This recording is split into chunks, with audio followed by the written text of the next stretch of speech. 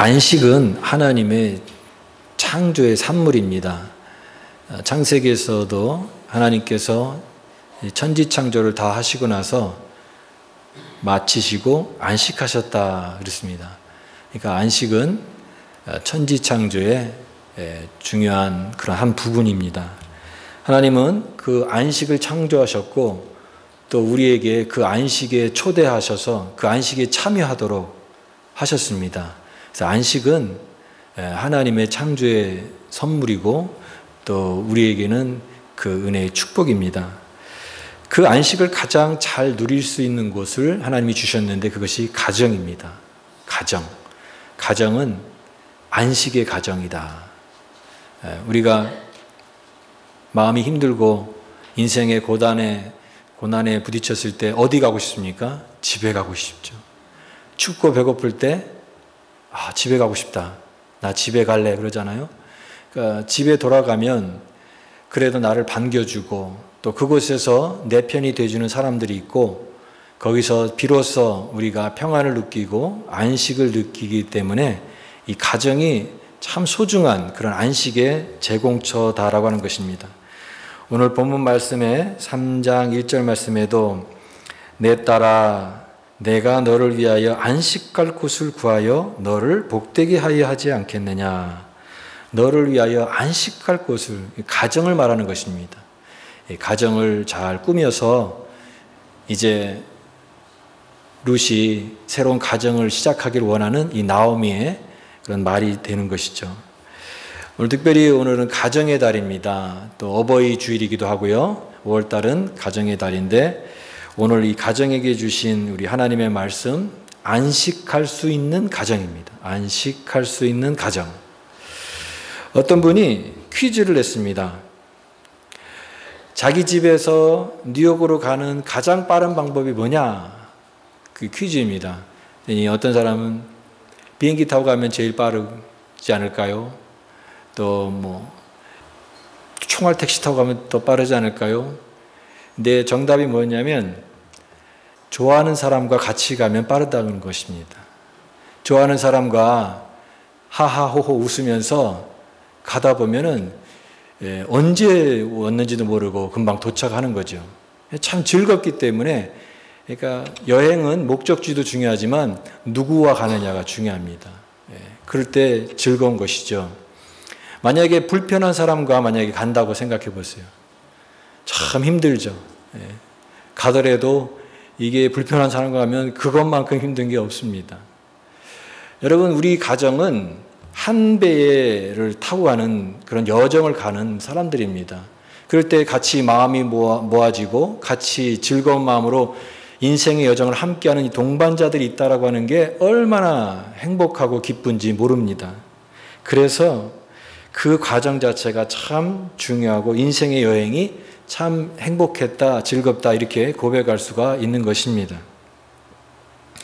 5월 달에는 이 가정의 달이라고 얘기하는데 사실은 요즘에 이게 가정의 달 하면은 예전과 같이 그 의미가 조금 약해진 부분도 있습니다. 한국에 있는 어떤 가장이 5월 달은 힘들어요 그럽니다. 5월 달은 힘들어요. 왜 힘듭니까? 그랬더니 가정의 달이 있는데 돈 쓸 일이 너무 많이 생겨서 현실적으로 부담스럽다라고 하는 거예요. 어린이날에는 또 자녀들에게 선물을 사줘야 되고 돈을 써야 되는데 또 어린이날 지나고 나면 어버이날이잖아요. 그러면 또 부모님들한테 또 선물, 요즘에는 돈을 좋아하시기 때문에 돈을 이렇게 드리는 거죠. 선물은 노, 캐시는 땡큐 이렇게 해서 선물 또 이렇게 드리고 물질 드리고 하니까 또 이게 지출이 만만치가 않습니다. 부담스럽죠. 또 스승의 날이 또 있습니다. 스승의 날에도 또 챙겨야 되니까 5월 달에는 돈 쓸 일이 너무 많이 생겨서 힘듭니다. 다 챙기려니까 힘들어요. 그런 얘기를 합니다. 그래서 차라리 이 날을 하나로 통합을 해서 이렇게 만들었으면 좋겠다. 그런 의견도 있습니다. 물론 선물 챙기는 것 부담스럽고 또 여러 가지 신경 쓰는 것들이 어려운 일이긴 하지만 그럼에도 불구하고 그 날을 만든 그 취지와 목적은 굉장히 중요하다고 생각이 됩니다. 어린이날, 또 어버이날, 또 스승의 날. 갈수록 사회가 이제 다변화되어지고 우리 한국 사회에도 보면은 1인 가구가 점점 많지 않습니까? 1인 가구가 점점 많아지니까 이제 옛날 전통적으로 생각했던 이 가족에 대한 개념도 약간 많이 변화되고 있습니다. 어떻게 보면은 가정이라고 하는 이 소중한 의미를 조금 우리가 잃어버리기 쉬운 그런 시대에 살고 있다라고 하는 생각이 들고 있습니다. 가정에 대한 많은 정의가 있지만 무엇보다도 가정은 안식이 있는 가정이다라고 생각이 됩니다. 안식할 수 있는 것. 아까 서두에도 말씀드렸던 것처럼 성경적으로 보면 하나님의 이 창조 질서 속에 안식이 있고 또 이 구원의 신비와 은혜를 담고 있는 곳이 또 하나님께서 이 가정을 주셨습니다. 그래서 가정은 하나님의 안식을 가장 누려야 되는 그런 장소가 가정이다라고 하는 것입니다. 둘이 한 몸을 이루라 그랬죠.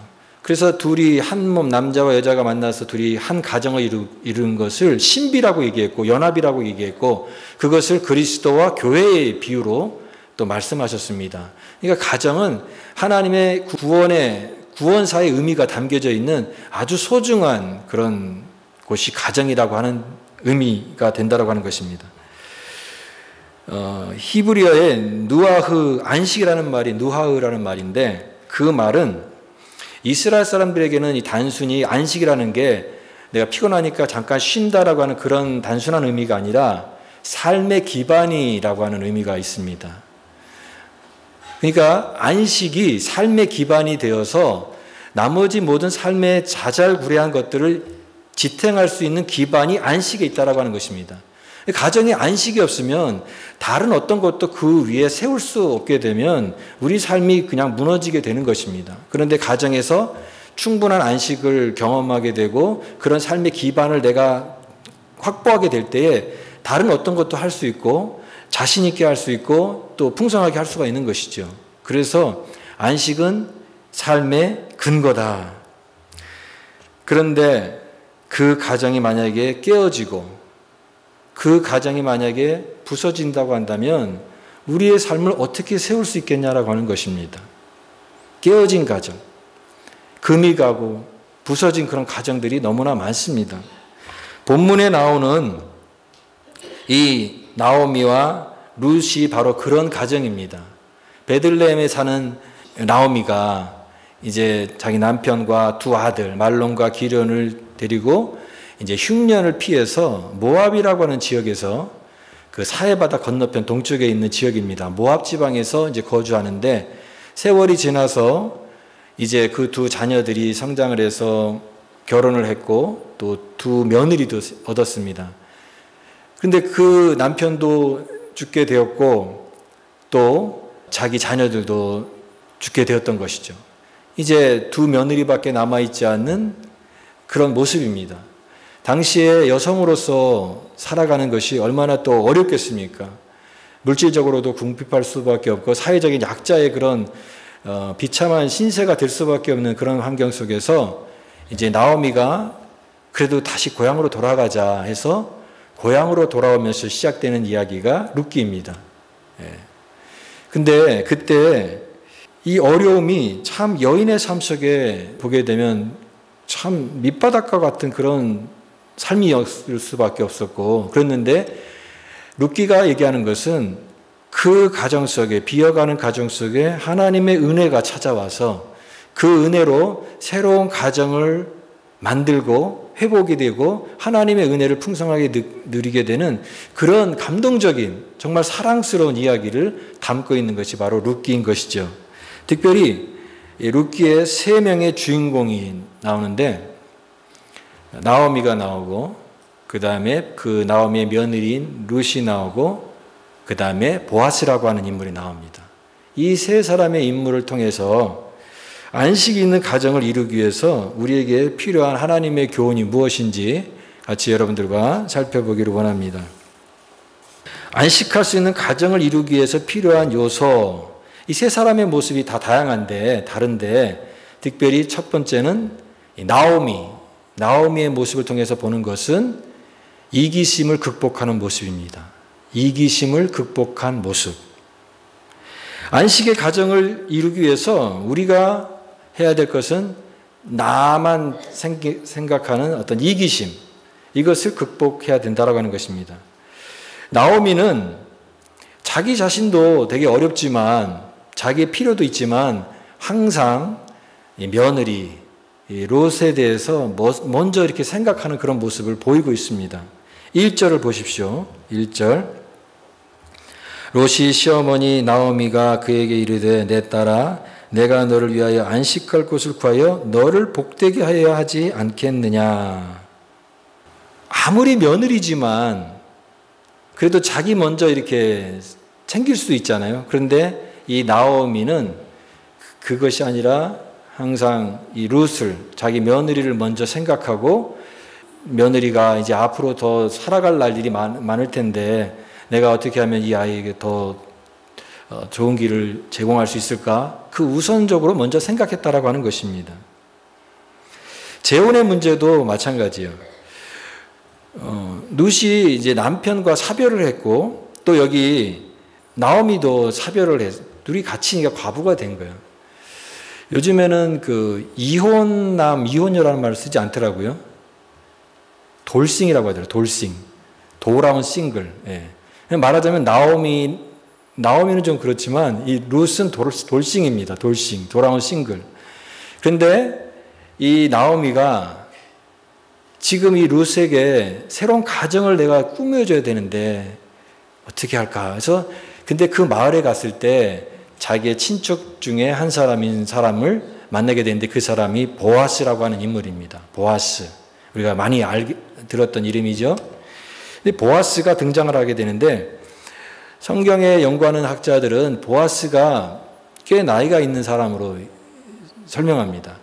적어도 50은 넘은, 50 중반에, 50은 훨씬 넘은 중년의 어떤 사람이고, 유대 문헌에는 더 나이를 많이 잡더라고요. 80이 넘지 않았을까. 그렇게 보면은 나오미가 룻을 보아스에게 연결해 주는 것 이전에 만약에 자기 욕심부터 생겼다면 사실은 나오미가 할 수도 있는 것입니다. 저 사람 부자고 유력자인데 내가 저 보아스를 내가 해야겠다. 그럴 수 있지 않습니까? 그런데 그렇게 하지 않고 항상 우선적으로 룻을 먼저 생각했다라고 하는 것입니다.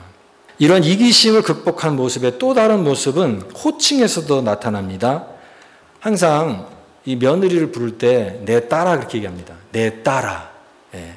참 그냥 이 말로만 내 딸아 그러는 게 아니라 이 룻기를 읽어보면 그만큼 참 자상한 마음을 거기서 엿볼 수 있는 그런 부분이에요. 내 딸아. 지금은 많이 달라졌지만 한국 문화 속에는 그 시어머니와 며느리의 관계가 좋지 않았던 것을 많이 보게 돼요. 부정적인 부분이 많은데 제가 속담을 연구해 보니까 그런 게 많더라고요. 봄볕에는 며느리를 내놓고 가을볕에는 딸을 내놓는다. 그런 속담이 있어요. 봄볕이 며느리를 내놓는 이유가 봄볕에 타면은 님도 못 알아본다라고 하는 말이 있거든요. 봄볕은 더 따갑고 가을볕은 상대적으로 덜하기 때문에 자기 딸은 조금 더 위하고 며느리는 그냥 새까맣게 타도 괜찮은 그런 마음이 좀 담겨 있는 그런 속담입니다. 배 썩은 것은 딸을 주고 밤 썩은 것은 며느리 준다. 배 썩은 거는 그 썩은 부분만 건져내면 나머지는 다 먹을 수 있거든요. 근데 밤 썩은 거는 다 버려야 됩니다. 그러니까 더 그래도 좀 좋은 거를 딸에게 먼저 생각하는. 죽 먹은 설거지 딸 시키고 비빔 그릇 설거지는 며느리 시킨다. 죽 먹은 설거지 그릇 씻는 건 쉽잖아요. 근데 비빔 그릇 설거지 며느리 시킨다.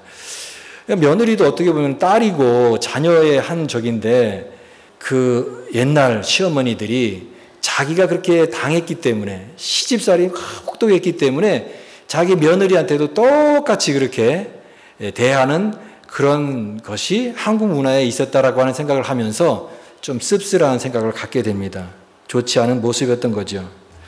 가정이 이렇게 이기심, 갖게 되면은 이 가정의 불행이 거기서 시작이 되는 겁니다. 모든 불행과 상처가 그런 것이 결국은 이기심 때문에 거기서 나온다라고 하는 것이죠.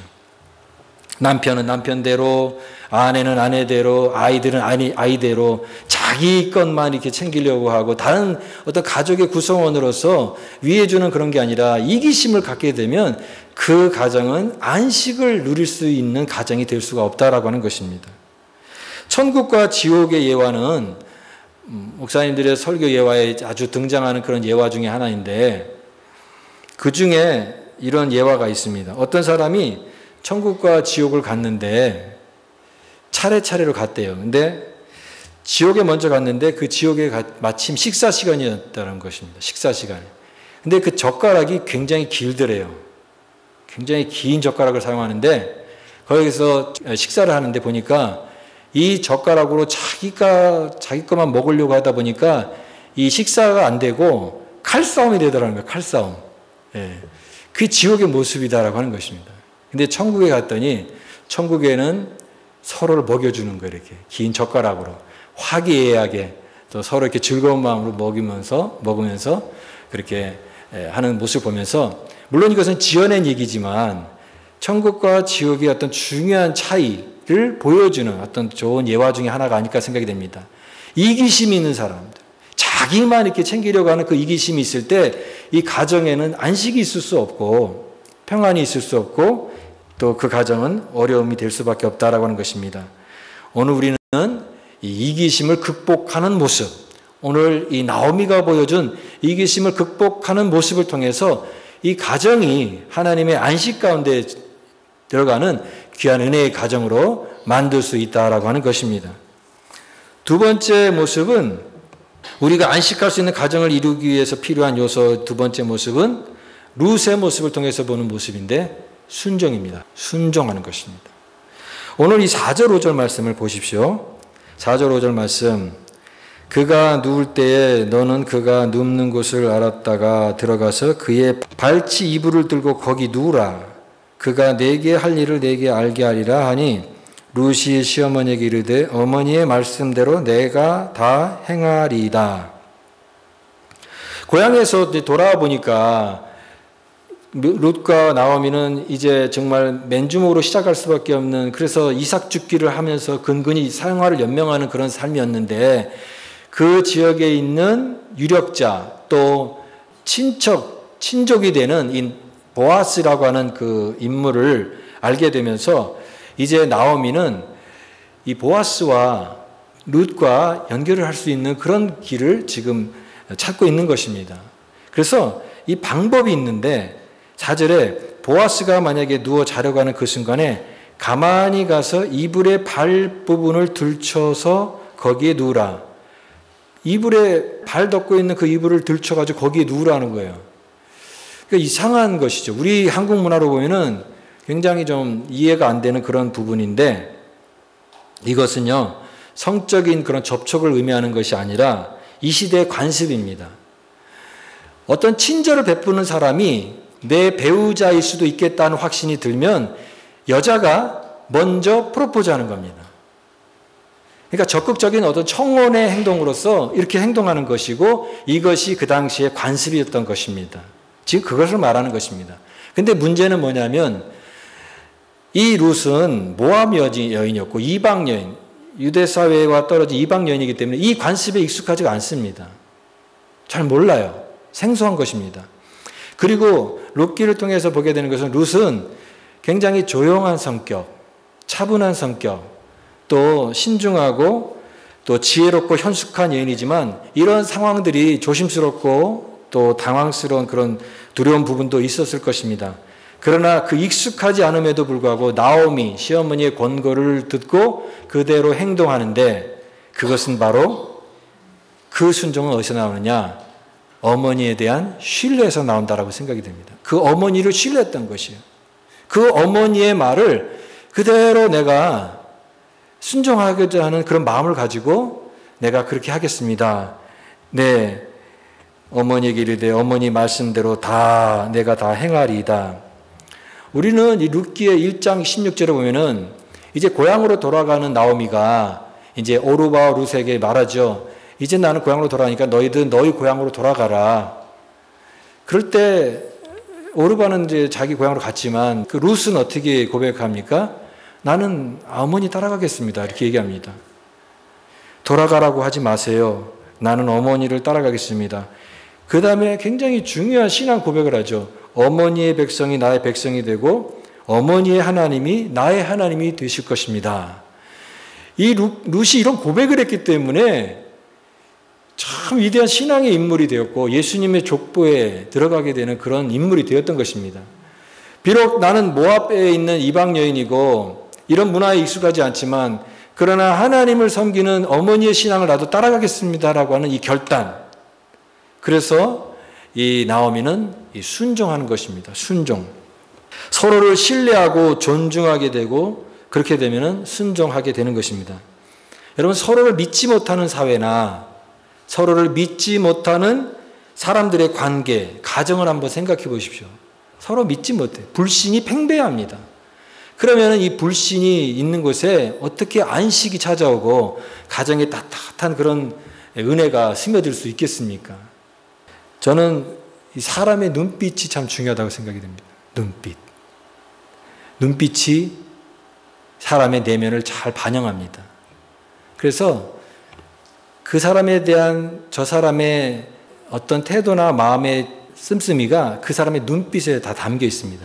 사람은 영적인 동물이기 때문에 non-verbal communication, 꼭 말로 하지 않아도 이 표정이나 그런 것으로 그 사람에 대한 것을 어느 정도 알 수는 있죠.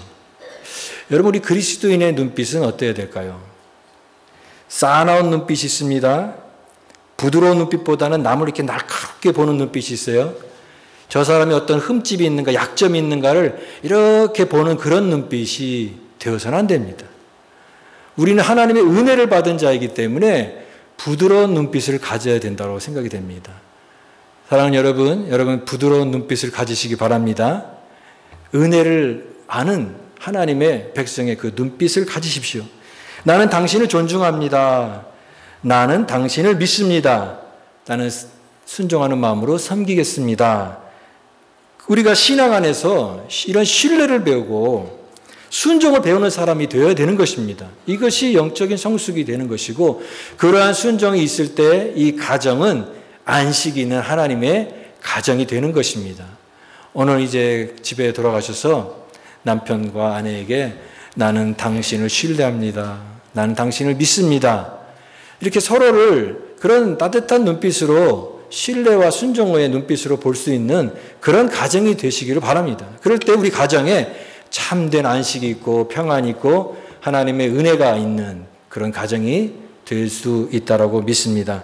마지막 세 번째, 이 보아스의 모습에서 보는 것은 책임감입니다. 책임감.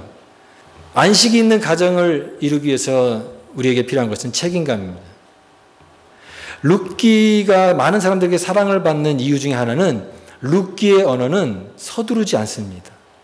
그리고 침착하면서 예의를 갖추면서 자기보다 연약한 자를 보호하고 배려하라는 그런 따뜻한 사랑이 룻기의 언어입니다. 그래서 많은 사람들이 참 룻기는 너무나 아름다운 그런 내용이다라고 얘기하는 것입니다. 특히 저는 이 보아스의 모습을 통해서도 그런 것을 많이 느끼게 됩니다. 보아스가 이제 그 발치에 누워있는 룻을 갑자기 발견하게 되고 얼마나 당황스럽겠습니까? 그런데 이렇게 얘기합니다. 10절부터 11절 말씀입니다. 10절부터 11절 말씀. 그가 이르되 내 딸아 여호와께서 내게 복 주시기를 원하노라. 내가 가난하건 부하건 젊은 자를 따르지 아니하려 하였으니 내가 베푼 인애가 처음보다 나중이 더하도다. 그리고 이제 내 딸아 두려워하지 말라. 내가 내 말대로 내게 다 행하리라. 내가 현숙한 여자인 줄을 나의 성을 백성들이 다 아느니라. 그랬습니다. 물론 그런 상황들이 되게 당황스럽고 그렇지만 이 보아스는 자기에게 주어진 그 상황 속에서 굉장히 사려 깊게 신중하게 이렇게 행동하는 그런 모습을 볼 수가 있습니다. 그의 관심과 애정이 필요한 정말 어떻게 보면은 연약한 그릇과 같은 이 룻을 보면서 그를 불쌍히 여기는 마음도 있었고 측은히 여기는 마음도 있었고 또 그러면서 내가 내 상황 속에서 최선의 삶을 베풀어야 되겠다라는 마음을 가지고 합법적으로 그 대신 행동합니다. 그 자기 마음대로 막 하는 것이 아니라 그 관습이 있는 것을 다 지키면서 합법적으로 서두르지 않으면서 친절을 베푸고 예의를 다하는 그런 모습이 바로 이 보아스의 모습인 것인데 여기 9절 말씀에 당신이 기업을 물을 자가 됨이니이다 라고 하는 그런 표현이 나옵니다. 기업을 물은 자, 이게 고엘이라고 하는 제도가 있는데 만약에 친척 중에 남편이 사별을 하거나 이렇게 됐을 때 그 남아있는 여자나 자녀들은 굉장히 비참한 삶을 살 수밖에 없는 그런 상황이 될 수밖에 없는데 그럴 때에 친척이 그 고엘이 되어서 그를 구제하는 겁니다. 또 결혼을 통해서 생계를 책임져 주고 또 자손을 보존하게끔 하는 그런 제도입니다. 그 책임을 다 지는 것이죠. 그 기업물을 책임을 져달라는 그런 요구를 지금 룻이 보아스에게 하는 것입니다. 근데 그런 반응 속에 보아스가 이 13절 말씀을 보십시오. 13절 말씀에 이 밤에 여기서 머물라 아침에 그가 기업 물을 자의 책임을 내게 이행하려 하면 좋으니 그가 기업 물을 자의 책임을 행할 것이니라. 만일 그가 기업 물을 자의 책임을 내게 이행하기를 기뻐하지 아니하면 여호와께서 살아계심을 두고 맹세하노니 내가 기업 물을 자의 책임을 내게 이행하리라. 무슨 얘기냐면 내가 좋다고 해서 하는 것이 아니라 나보다 더 가까운 이런 기업 물을 자의 책임을 갖고 있는 친척이 있다면 그 사람에게 먼저 우선권이 있으니까 그 사람의 의사가 먼저 물어보고 그 사람이 나 하기 싫다라고 하면 그러면 내가 하겠다라고 하는 그런 얘기입니다. 그러니까 아주 적법한 절차를 거치면서 예의를 다하면서 그러면서도 책임을 끝까지 내가 지겠다라고 하는 이런 모습이 보아스의 모습이다라고 하는 것입니다. 오늘날 많은 사람들이 책임감이 없는 것이에요. 자녀를 낳았지만 그 자녀에 대한 책임감이 없으니까 그냥 애들을 내팽겨둡니다. 또 남편에 대한 아내에 대한 어떤 책임감이 약해지니까 그냥 쉽게 그냥 끝내버리는 것이죠. 책임감이 있어야 가정이 유지되는 것이고 그런 가정에 안식이 깃들게 되는 것입니다. 여러분은 성실한 책임자입니까? 우리 자녀에게 또 남편과 아내에게 어떤 그런 책임을 다하는 내게 주어진 것들을 성실하게 하려고 하는 그런 책임 있는 삶을 살고 있냐라고 하는 것입니다. 우리는 이 보아스의 모습을 통해서 끝까지 자기의 맡은 것에 책임을 다하는 그런 모습을 배우게 되는 것입니다. 그런데 저는 이런 부분 속에서도 또 궁금한 게 생겼습니다. 뭐냐면 내가 어떤 불쌍한 여인을 돕기 위한 목적으로 그와 부부가 되겠다고 하는 것은 과연 그럴 수 있을까라고 하는 것입니다. 함께 부부가 된다는 것은 약한 자를 돕겠다는 책임감만으로는 되는 것이 아닐 것입니다. 보아스 입장에서 보면은 이 낯선 이방 여인이고 룻이 낯선 여인인데 근데 그를 맞이해서 내가 둘이 하나가 되는 이 부부의 연을 맺겠다라고 하는 것이 어떠한 공감대가 있을까 생각해 봤습니다. 어떠한 공감대가 있을까? 근데 이 공감대를 우리는 이 말씀을 통해서 중요한 참고를 해야 되는 부분이 이 가족 관계에서 볼 수 있다고 생각이 됩니다. 가족 관계. 여러분 마태복음 1장에 보면 예수님의 족보가 나오잖아요. 그 족보에 롯도 끼어 있습니다. 롯도. 거기에 예수님 족보에는 살모는 라합에게서 보아스를 낳고 보아스는 룻에게서 오벳을 낳고 오벳은 이새를 낳고 이새는 다윗 왕을 낳느니라 그랬죠. 그러니까 이 룻의 자녀가 오벳이고 오벳이 이새를 낳고 이새가 다윗 왕을 낳은 거예요. 다윗 왕을 통해서 예수님이 태어나신 것이죠. 그러니까 이 구원의 놀라운 하나님의 구원의 역사에 롯이 들어가게 되는데 그 롯이 바로 다윗의 증조 할머니였다고 하는 것입니다. 근데 더 중요한 것은 뭐냐면 이 보아스의 어머니가 라합이었다고 하는 거죠. 라합이 여러분 누구입니까? 여호수아에 보면은 그 여리고 성에서 정탐꾼들이 갔을 때 숨겨주죠. 그 기생 라합입니다. 그 라합이 낳은 자녀가 보아스입니다. 그런데 기생 라합이라고 했잖아요. 그 당시에 기생이라고 하는 표현은 거의 창기와 같은 그런 어떤 동의어입니다. 너무나 비참하고 외롭고 또 사회적으로 천시받고 멸시받았던 그 어머니가 라합인데, 보아스가 그 어머니를 기억하면서 아마도, 물론 성경에는 그런 내용은 나와 있지 않지만, 아마도 이 이방 여인, 모압 땅에서 이제 와가지고 자기네 고향에 온 이 롯을 보면서 아마도 그 어머니의 모습을 생각하지 않았을까 생각이 됩니다. 연약하고 또 그렇지만 지혜롭고 현숙한 이 여인을 보면서 그런 그녀를 귀하게 여기는 이 친절한 사랑이 이런 공감대를 만들어서 결국은 아름다운 가정을 이루어야 되겠다는 결심을 갖게 되지 않았을까 생각이 됩니다. 여러분, 마태복음 1장에는 4명의 여인이 나오는데 공통점이 다 이방 여인입니다. 참 그것은 놀라운 것이죠. 하나님께서 유대 정통, 자기 하나님 백성이라고 하는 유대 민족들을 통해서 하나님의 구원의 역사가 일어나는 것이 아니라 변두리, 경계선에 선 이방 사람들을 통해서 하나님의 구원의 역사를 이루시고 예수 그리스도를 이 땅 가운데 오시게 하셨습니다. 이게 하나님의 구원의 역사를 보여주는 아주 중요한 그런 단면인 것이죠. 룻에게서 오벳을 낳고 오벳은 이새를 낳고 이새는 다윗 왕을 낳느니라. 가정은 우리에게 하나님이 주신 최고의 선물입니다. 우리에게 하나님이 주신 가장 좋은 선물이 이 가정이 참 그래서 귀한 그런 은혜의 선물입니다. 여러분, 이 가정을 오늘 이 안식의 장소로 만들고 있습니까? 혹시나 내 개인적인 이기심 때문에, 또 서로를 향한 어떤 불신 때문에, 또 책임지지 않는 그 무책임함 때문에 우리의 가정이 불행하게 되고 또 어두운 그런 곳으로 되고 있지는 않습니까? 오늘 우리를 웃기를 통해서 이 안식 있는 가정을 만드는 이 3가지 중요한 것의 모습을 보았습니다.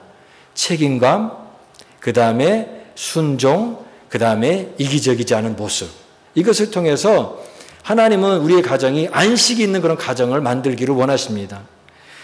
여러분, 이 가정의 중요함을 항상 잊지 마시기를 바랍니다. 여러분의 이기심을 극복하시고 또 신뢰하고 순종함으로 또 책임감을 가지고 최선을 다해서 우리에게 주신 하나님의 귀한 가정을 아름답게 안식 있는 가정으로 만들어가는 저와 여러분이 될 수 있기를 바랍니다. 이 5월에 이 가정의 달을 맞이해서 하나님의 가정들, 우리 기쁨이 넘치고 은혜가 넘치고 안식이 있는 그런 아름다운 가정을 다 만들어 가시기를 주님의 이름으로 축복합니다.